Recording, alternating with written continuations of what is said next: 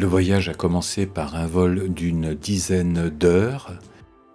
Nous sommes arrivés à Windhoek vers 9 heures du matin et nous avons été reçus par Nicolas.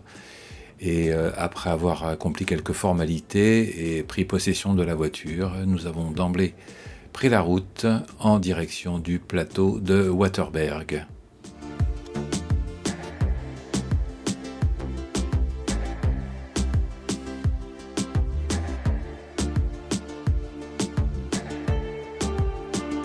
La boucle a été parcourue en 10 étapes.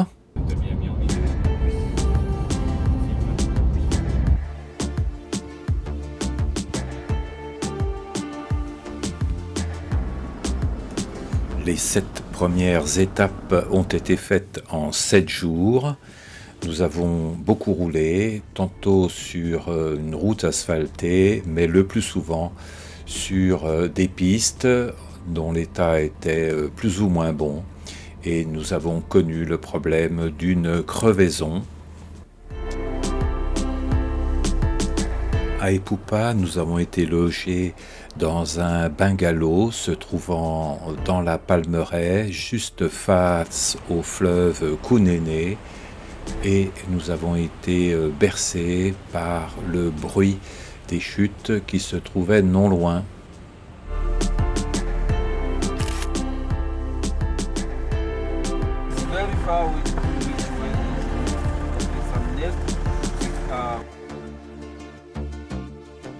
Nous avons rencontré une petite tempête de sable sur la route qui nous ramenait de Walvis Bay à Swakopmund.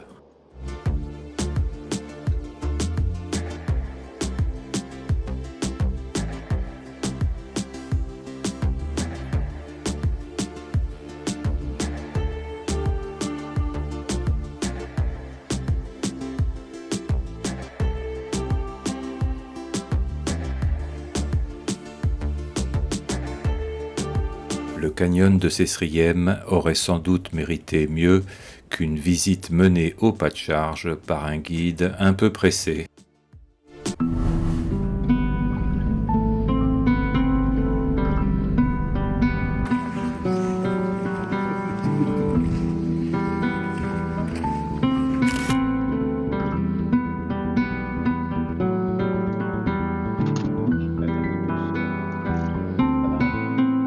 Les dunes de Sossusvlei ont un nom ou un numéro et certaines d'entre elles peuvent être gravies comme la dune 45.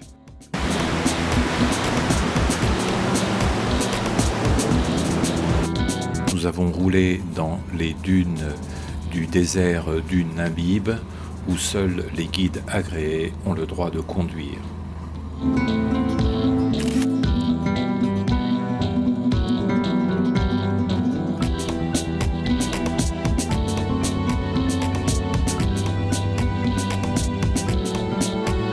Le Jetty Restaurant peut être recommandé à tous les touristes transitant par Swakopmund.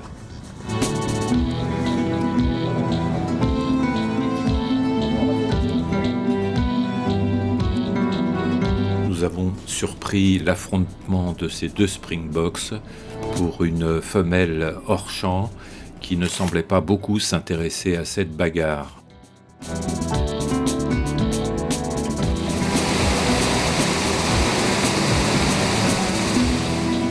Malgré une recherche minutieuse, notre guide n'a pas pu trouver le lion qu'il nous avait promis.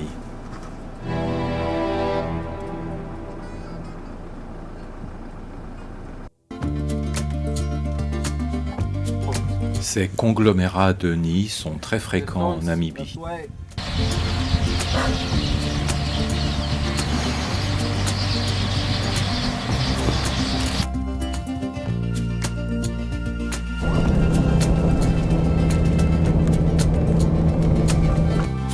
Quand Véronique s'amuse à descendre la dune 45.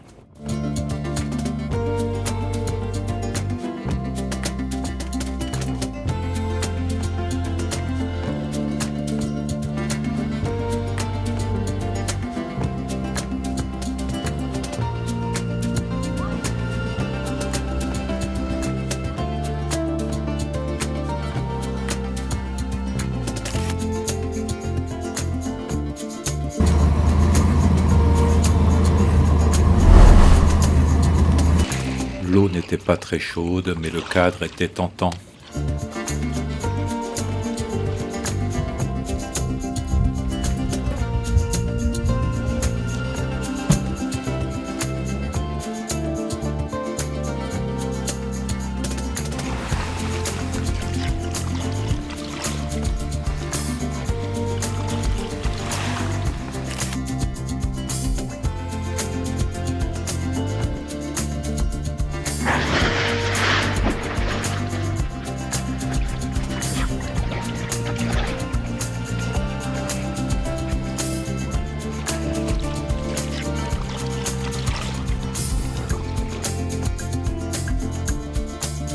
On ne pensait pas boire un excellent Merlot 2017 en Namibie.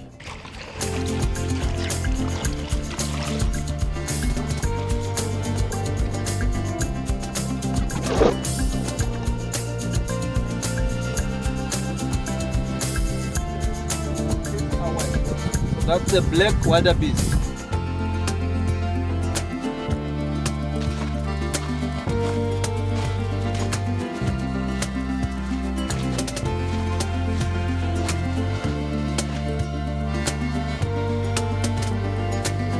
Nous avons souvent eu l'opportunité de dîner en terrasse.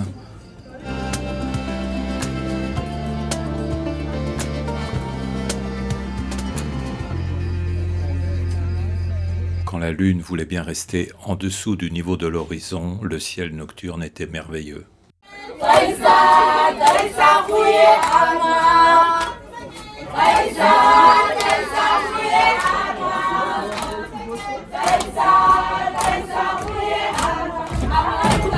Amalula, amalula, amalula.